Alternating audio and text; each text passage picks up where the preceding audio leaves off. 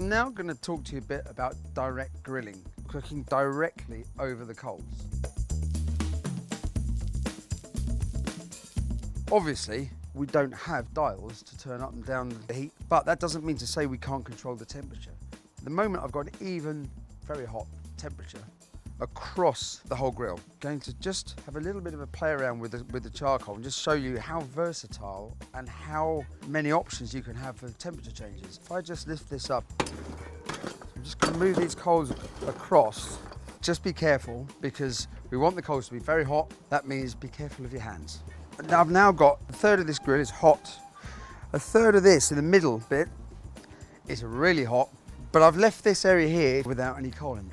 That's what I call charcoal management. So now this is ready to cook my steaks. Right now, just to put the steak on the grill, I just draw it across the bars of the grill a couple of times. It helps them to stop sticking to the actual grill. Every 20 seconds, flip the meat. What this technique does is it's giving that direct heat, and it's very hot, to one side of the meat.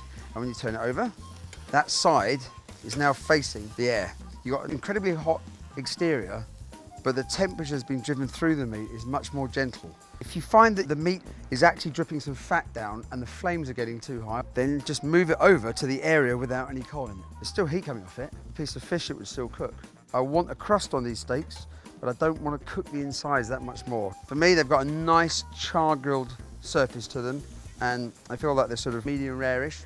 Now the next step, and this is very important, is to let the meat rest so that the actual meat itself relaxes and they hold all of that wonderful juiciness inside the meat. I chose not to season these just before I put them on the grill. If you put pepper on the outside of a steak before you put it on these coals, you will get a charred pepper note. Right, where's my beer?